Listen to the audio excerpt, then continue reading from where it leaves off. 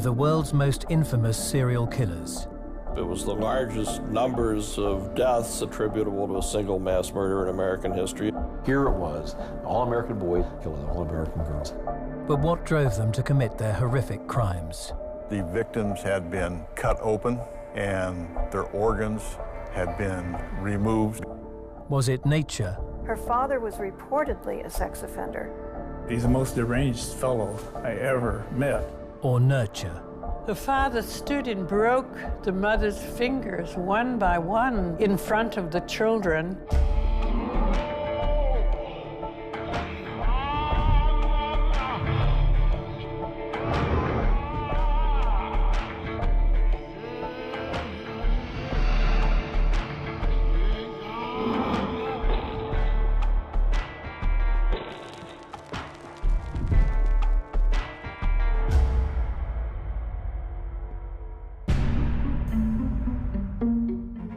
Aileen Wuornos would terrorize Florida as the highway killer. She just simply pulled out her gun and pulled him off the road and killed him. 7 men in cold blood. A hitchhiking prostitute that broke all the rules. She is said to be the first female serial killer in a non-caregiving capacity. But was Wuornos driven to murder? The kids said, look at her, she's already had a baby, she's a prostitute. Nobody should hang out with anybody like that. Didn't realize that she was raped. Or was she born to kill? I knew she was messed up, but never did I ever think she'd commit murder.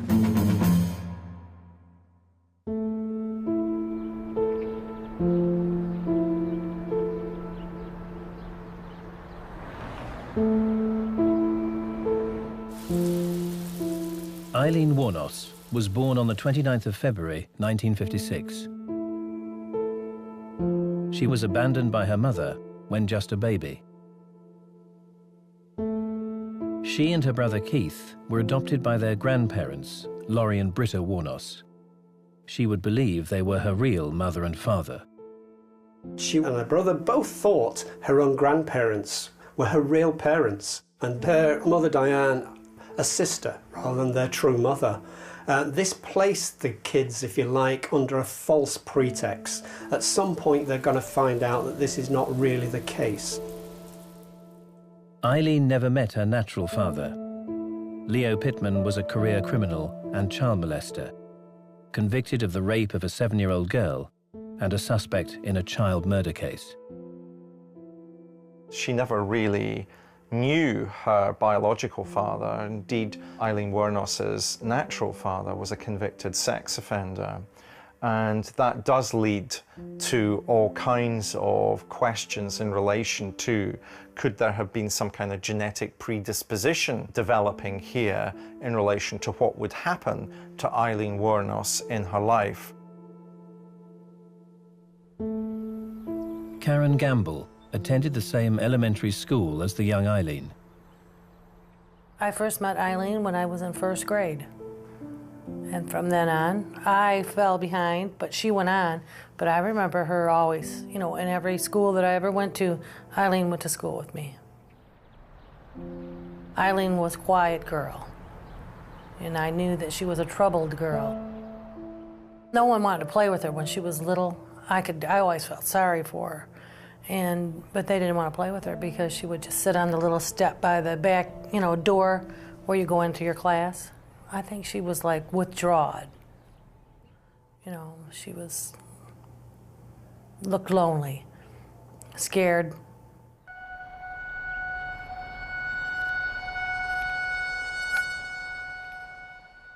Aileen's home life was far from conventional. Although she was close to her grandmother Britta, Laurie Wuornos was a heavy drinker who commanded a strict regime. Aileen would regularly suffer at the hands of the man she thought was her father. I think he was real abusive to her, the grandfather.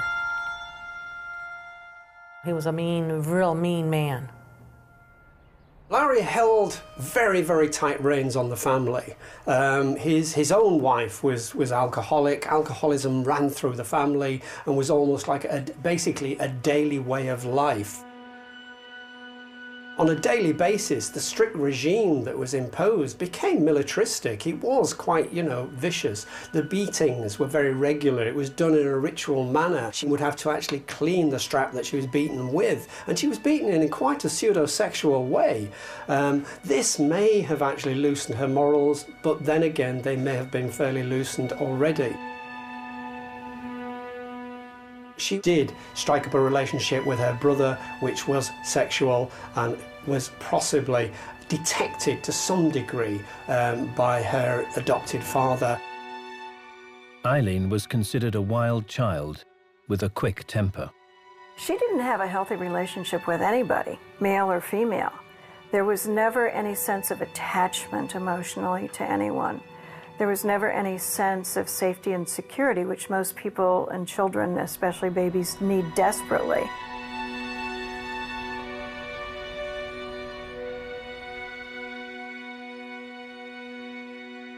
Her relationship with her brother was clearly dysfunctional, but it was close.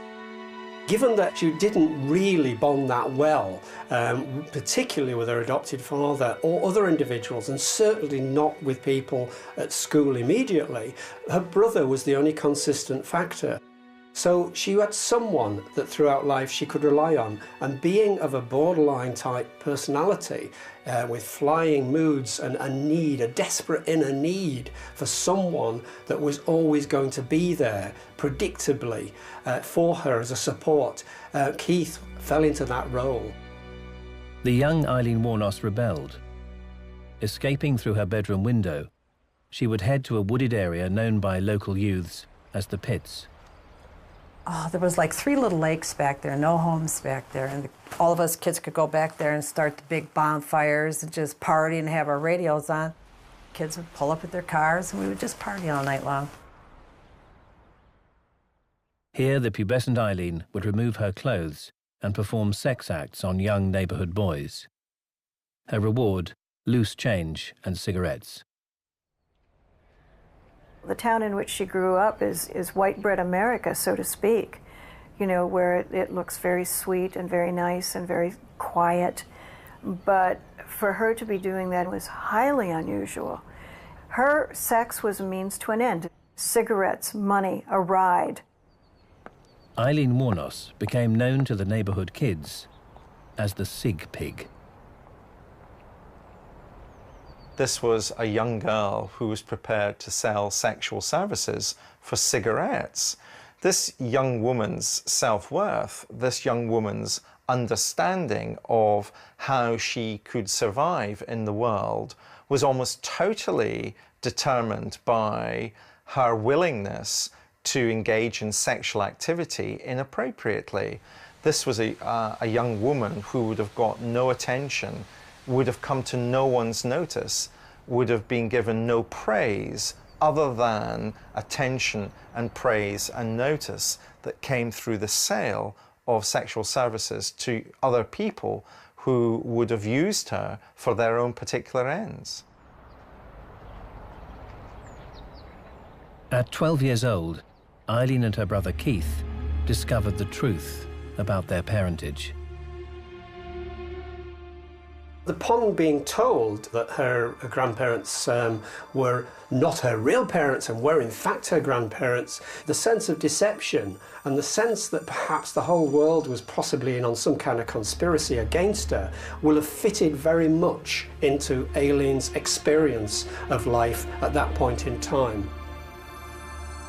Fellow teenager Dawn Botkins befriended the troubled Aileen, while the rest of the neighborhood saw her as a promiscuous troublemaker with a fiery temper.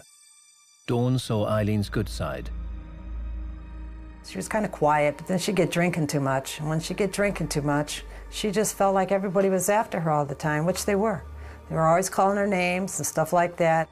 Because a couple of times she'd get in fights with the kids. So I would always just stand up for her, just kind of protect her. Otherwise, the kids would always be all over her. In her quest for popularity and acceptance, Aileen was becoming ever more the outcast. This approach of almost selling herself to gain favour with others and to attract young boys and to feel some kind of esteem that she's wanted had a contradictory effect on her social life. She would desperately try and make some kind of social life for herself. She would actually hold parties, but at those parties she would be the first person to be ejected because most people saw her as being cheap, somebody that they would pay to have sexual activity with, not someone they would have as a girlfriend or as a true friend. One time, well, Aileen went and got all these goodies and the beer and everything with her money so she could have a party that night. Well, all the kids went to the house to party, and she was so happy that finally she's doing something. All the kids are coming over because she's having a party. They threw her out in the back of the party that she had gotten everything for, and I was thinking, poor thing. I don't know, they just treated her terrible. Wuornos was performing poorly at school and frequently ran away from home, often sleeping rough or hitchhiking. Selling sex had become the norm. What I think we should be talking about here is an inappropriate socialization of her as a child, and in particular, the sale of sexual services from the age of 10 really put her on a trajectory that would have been very difficult to reverse in the best of circumstances, never mind the circumstances in which she was raised. But Aileen's dysfunctional childhood was about to get much worse. The childhood of future serial killer Aileen Wuornos had been far from conventional. The daughter of a sex offender, abandoned by her mother, raised by her grandparents, and frequently beaten by the alcoholic grandfather she thought of as her dad. But in 1971, aged just 14, her life was about to take a new twist. Aileen gave birth to a 7-pound baby boy. I remember her and I and Dawn being downstairs at Dawn's house, and she told us that she had a baby boy, but not much, you know. She says she got to see him as soon as he was born, but that was all. Given her age, Aileen's son was immediately taken for adoption. She later claimed the pregnancy was the result of being raped. That's when the kids said, look at her, she's already had a baby, she's a prostitute. Nobody should hang out with anybody like that. Didn't realize that she was raped. Just months after Aileen had given birth, her grandmother Britta, who had raised Aileen as her own, died of suspected liver failure. Suddenly, the one person she loved most and loved her unconditionally back had died. And then when she died, the father just went nuts and threw all the kids out of the house, and she had no one. And that's when Aileen just had no place to go. Kicked out of her home, Aileen was forced to live rough, sleeping in the woods at the end of her street and in a car on a neighbor's drive. She'd go to the local gas station to wash her hair and clean up. I think it's really important to say that there doesn't seem to be any point in Aileen Wuornos' life where she was living as you and I might live. She lived rough, she lived in the woods, she lived in cars. Her entire life was dominated by her willingness to sell sexual favors. This is a very difficult environment in which to survive. This is a very difficult environment in which to have a sense of self that's based on the moral universe that you and I inhabit. This is a young woman who clearly is going to have a great difficulty in not only surviving in the type of community in which you and I would survive. This is the kind of woman who's never going to prosper, never going to achieve anything. This is the kind of woman who is ultimately always going to die young. By 15 years old, Wuornos had dropped out of school and began a new life on America's highways. She was really withdrawn terribly. But I remember she would tell Dawn and I gotta go, you know, and she'd go off hitchhiking, well, by herself, or whatever. You know, she would just take off and go. Aileen led a nomadic lifestyle. prostituting and hitchhiking from one place to the next.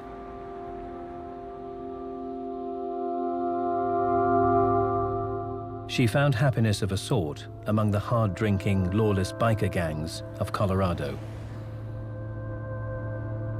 Because of the way that she was brought up, Wuornos was always most comfortable in cultures that were on the margins of society. She liked to live rough in her car by the roadside. She would run with motorcycle gangs. That would allow her to escape a kind of history in the community in which she was raised, in which she had a reputation as Sig Pig. But it would also be a kind of community, this community on the margins, a motorcycle gang, in which she could not only forget that kind of reputation that she once had, but also where she could also live in a culture which would be less judgmental about her behavior, almost encouraging or permitting of the behavior that she had been socialized into engaging with. It's the kind of living on the edge of our existence that became actually the totality of her existence.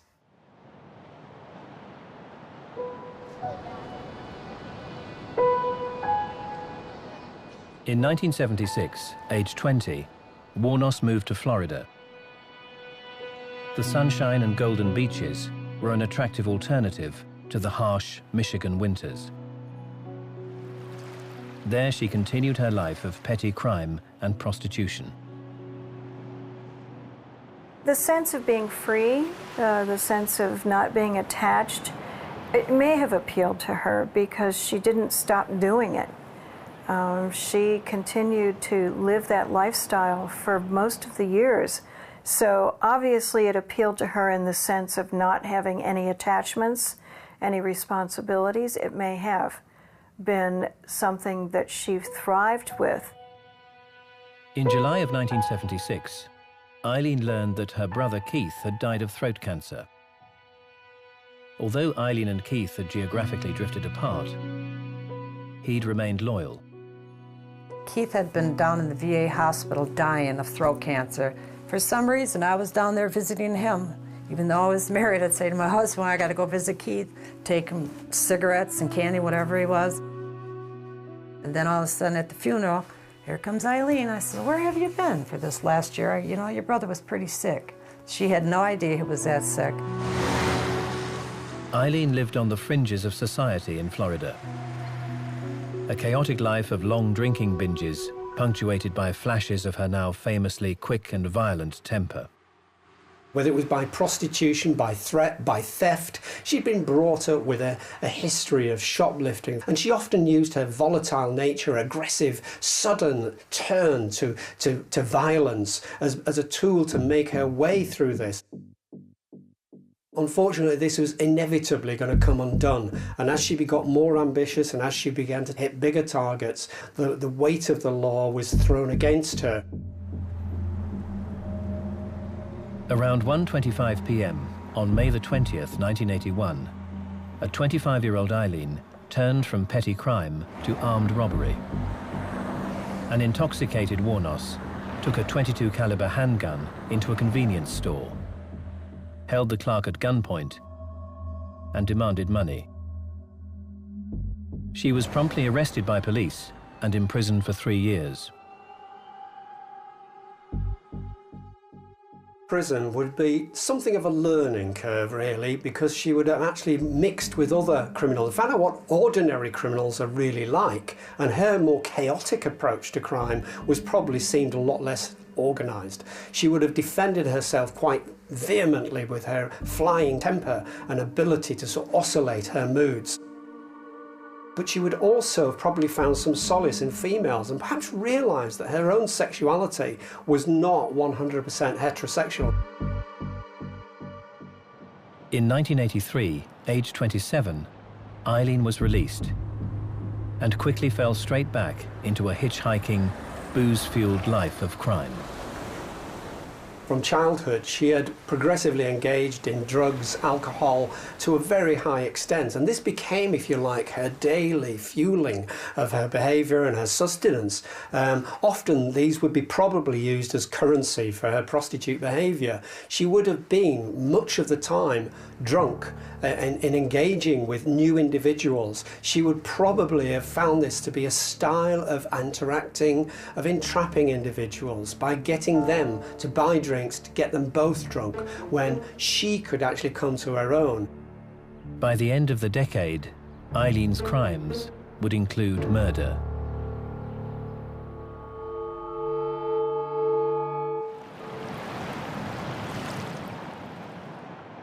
By the 1980s, future serial killer Aileen Wuornos had been selling sex for more than a decade and had spent time in prison for armed robbery. On the fringes of society, Wuornos continued to prostitute herself to men. But for companionship, she now began to turn to women. The idea that Aileen perhaps had problems realising her full sexuality was one that was probably buried in the kind of time period she was. She was trying to enact out, go through the process of what should be a relationship, but having a sexual relationship with your brother, having prostitution as a form of relationship with adults, having sex for money as a child, these do not add up to being a proper relationship. And I don't think that she'd perhaps suddenly turned lesbian halfway through her life. I think the pressures of the kind of existence that she had made her realization of her sexual side orientated towards women far more coherent, far more salient. And I think that's what pushed her finally in that direction.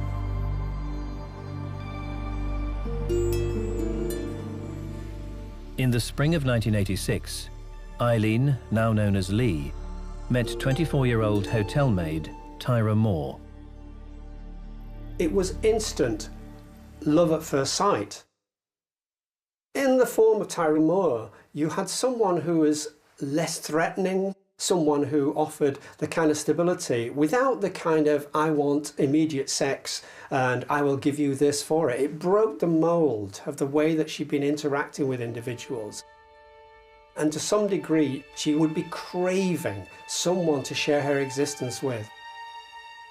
There's a temptation to see the relationship that she forms with Tyra Moore as simply an acceptable lesbian relationship that's going to bring a form of structure to Wuornos's life. But for me, that always seems a very shaky platform on which to build an understanding of what would then subsequently happen to Wuornos. Right from the start, I don't feel that Wuornos had the underpinning psychological infrastructure to form any kind of permanent relationship.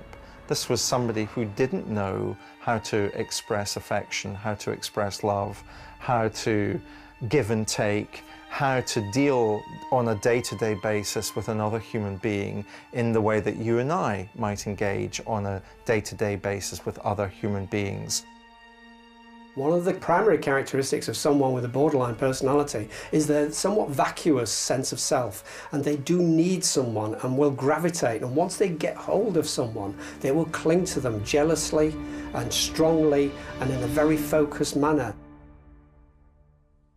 Aileen and Tyra became inseparable, living together, drinking together, and enjoying one of Aileen's favourite pastimes, firing handguns in the woods. It was dominated by the most forceful nature of her personality. Even though Tyra was far more consistent, holding down a job and doing relatively normal things, she was entranced and she was carried along by Aileen's somewhat more itinerant existence. I do feel there's also an element in which they normalise unacceptable behaviour within that relationship. By the late 80s, Aileen and Tyra were living in a room at the budget Fairview Motel in Daytona, while Tyra worked as a cleaner at the more upscale Casa del Mar. Now in her 30s, with a lifetime of prostitution behind her, Aileen was beginning to lose her looks. Earning a living as a hooker was becoming increasingly difficult. There was a lot of frustration because she wasn't able to earn as much as she was when she was younger and more attractive. And she had the pressure from Tyra Moore to make more money. More. She had to go out more. And she wanted to spend time with Tyra. And the only way Tyra would spend time with Lee is if Lee had the money. Many of Aileen's regular customers were in the military, and with forces heading out to the Gulf, business was bad. I think there was that high level of frustration, and I think rather than striking out at the one person that she thought of as a family member, she began to strike out at the guys that she picked up.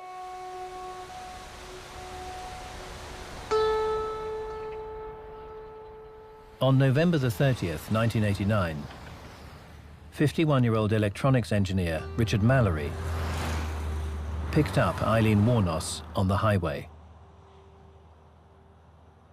Her actual normal way of engaging with a male was one of getting drunk, of offering herself as a prostitute, of taking as much money and perhaps even stealing the odd item and being abusive. But she'd also habitually taken to carrying a gun.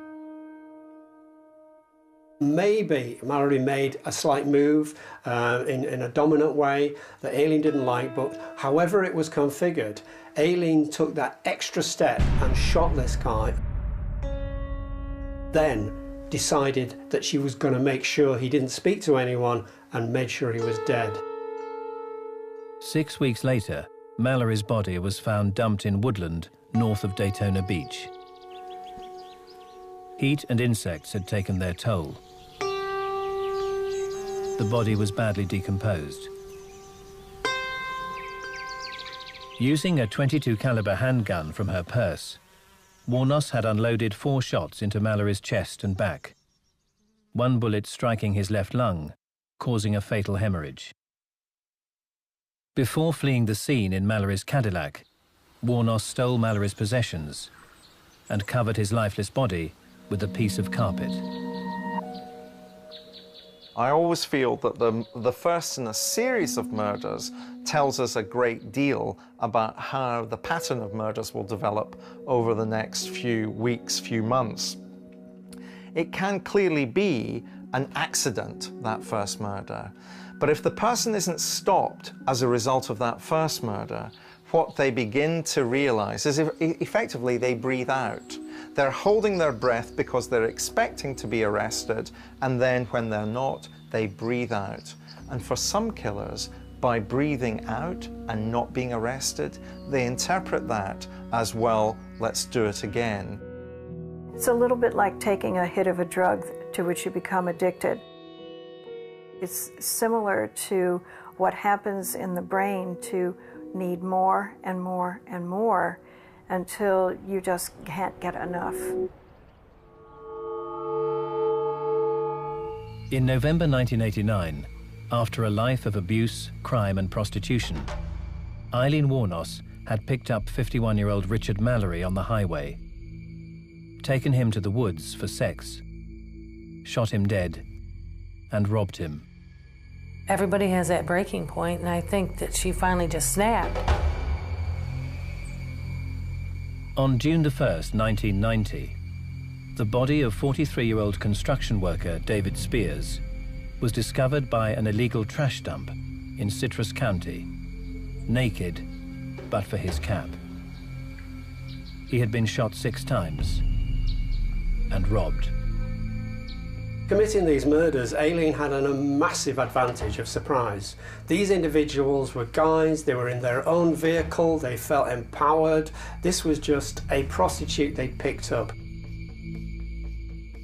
They would not have expected a gun to come from the bag. You do not expect a female serial killer.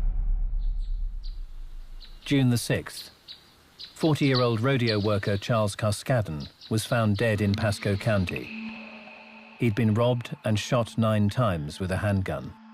We don't know if she felt that killing these individuals in Florida and taking their cars and their money and everything was just a continued pattern from what she had been doing since she was 9 years old, with no remorse, no sense of anguish, no sense that she needed to make up for these crimes. It was just something she did.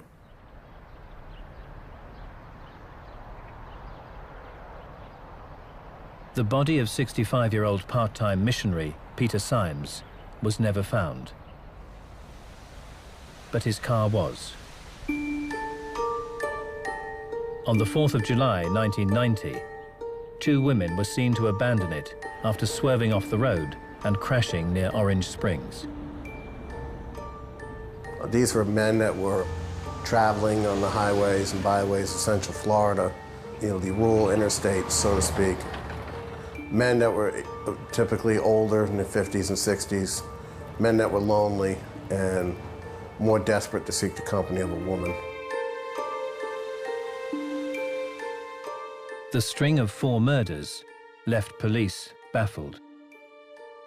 At first, of course, when you have these, when they're scattered, if they all occur in one community, it's much easier to realize you're dealing with a serial killer. In this case, they were spread over better than 100 miles. Serial killers often operate in that fashion. They won't kill sometimes in their hometown or in their home area. They may drive 2 hours or 4 hours or go away for the weekend and kill someone somewhere else and come back. This was one of those instances where we did find the first body in Daytona Beach, but other than that, we didn't realize we had a serial killer until we began to pool our resources.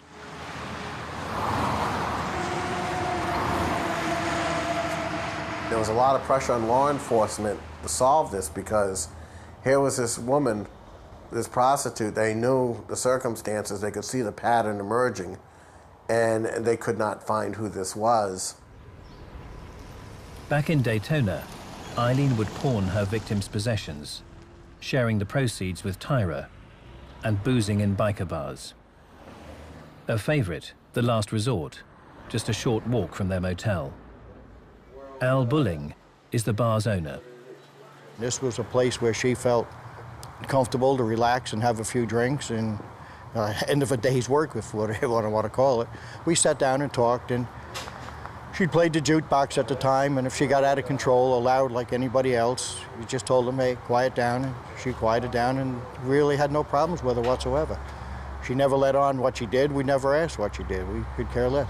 And she started coming in with Ty. At that time was her girlfriend and stuff like that. And Ty's just a typical woman. She just wanted everything in the world, and Aileen tried to give it to her, and needless to say, it didn't work out.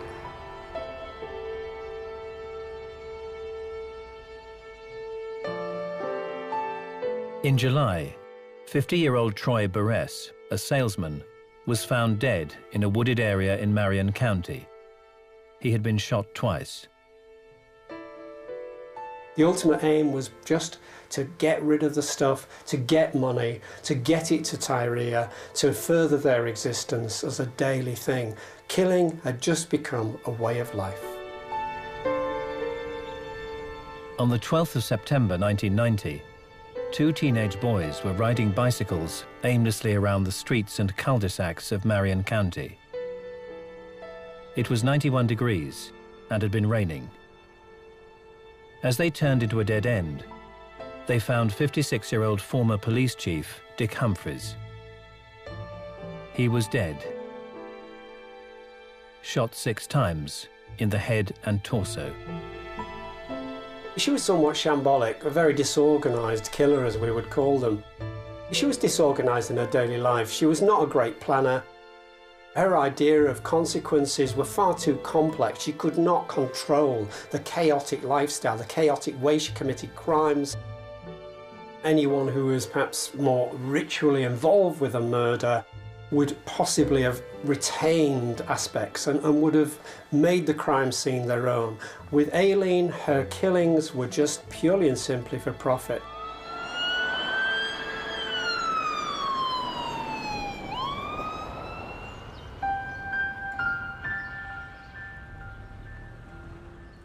In November, The body of 62-year-old police reserve Gino Antonio was found in Dixie County, naked, except for his socks. He'd been shot in the head and back 4 times. With the various law enforcement agencies pooling their resources, they began to focus on the car belonging to Peter Symes that had been crashed and dumped in July.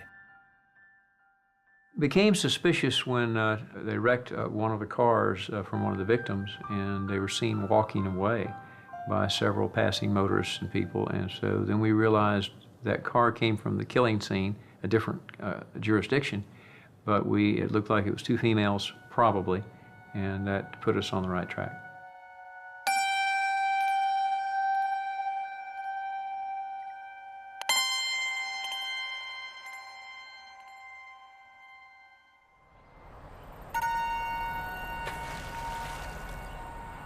With the net closing in, Wuornos took her handgun and threw the murder weapon from the bridge into Rose Bay. But Wuornos had been careless.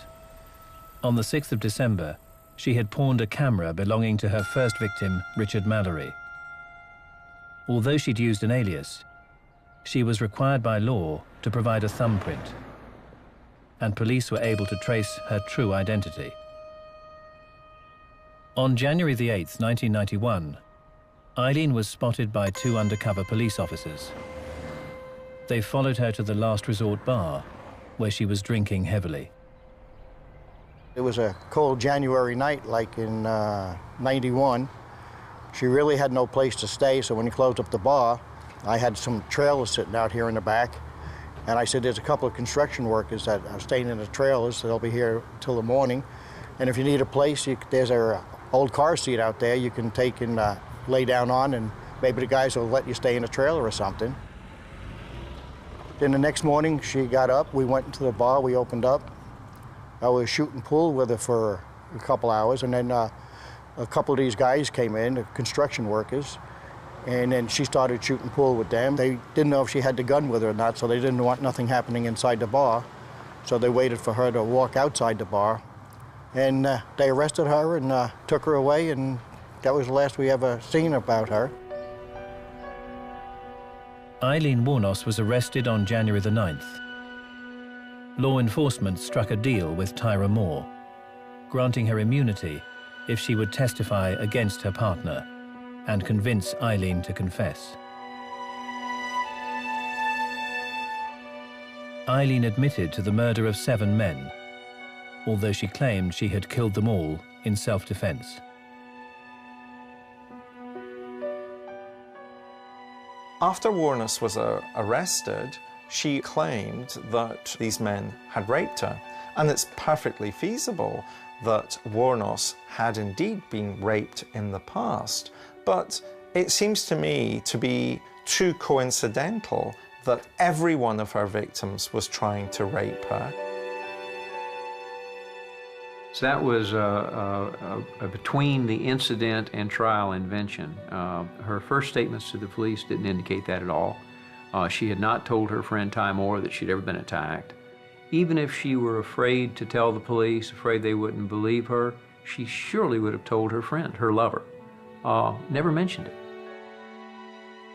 She just simply pulled out her gun and pulled him off the road and killed him. 7 men in cold blood. It's not unusual for a serial killer to confess to a crime and then backpedal. Oh, they made me angry, or they tried to attack me, or I had to protect myself. And then to go back and start confessing to another crime and then say, no, what I told you before is, no, I never told you that.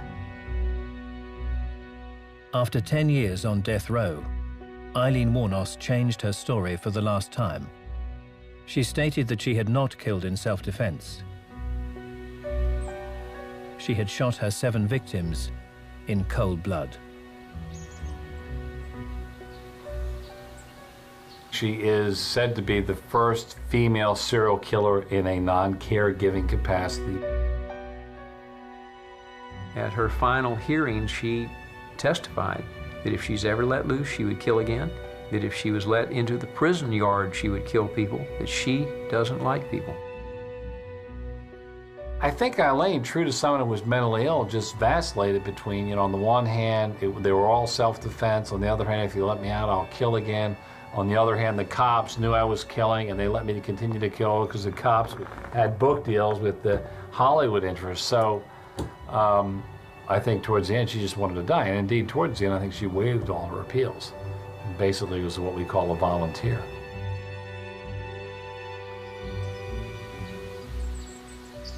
On October the 9th, 2002, Aileen Wuornos was executed by lethal injection.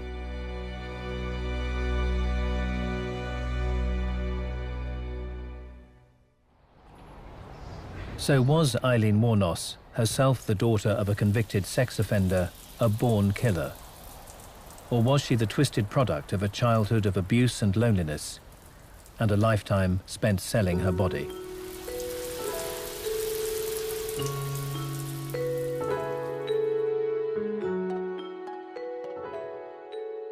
I mean, she was raised by a person she thought was her father, turned out to be a grandfather. Her father hung himself in prison. Her brother, Keith, who died tragically in 1976, there's been some suggestion, raped her. And I think by the time she's out in the highways and byways of Florida in 1991 doing these acts, yeah, she's unraveled at that point. To call her evil, I lean more towards she's just a product of her environment and her circumstances, and at a certain point, it came to what it was.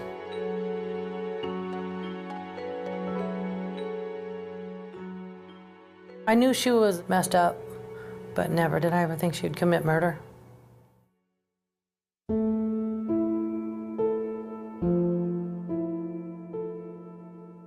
Aileen is different. She may have been born to kill, but also her environment acted so devastatingly on her that the combination of being born and the environment is unmistakable, leading to the murders.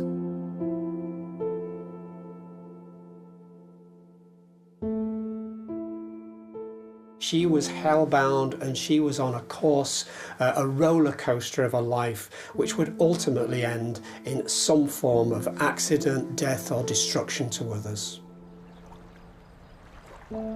She had so much going wrong in her young life that it would have been very difficult indeed for her to have prospered in the world, or indeed to have survived in our world. The way that she was brought up, the things that happened to her, how she was always on the margins of society, struggling even for something to eat, and to gain something that would nourish her through selling sexual services, seemed to me to write a script for Aileen Wuornos that was impossible to put down until the very last act. So whilst I'm not prepared to say that she was born to kill, I think in Aileen Wuornos's case, because of the script that she was handed, she was socialized to kill. Aileen Wuornos robbed and killed 7 men. The press would christen her the Damsel of Death. But her best friend, Dawn Botkins, refuses to forget her good side. Poor Aileen, after her horrible life, the teenager being bad, 20s being bad, 30s being bad, then death row, she wanted to go home to God. That's exactly what she did. I put her ashes right around her tree when we got home. She wanted me to do that. And this is where she's at. And her tree's getting bigger and bigger and bigger. And I suppose she'll be here forever. And it's quiet, it's peaceful, nobody attacking her, nobody bothering her. She's very happy. This is exactly where she belongs. No other place but here.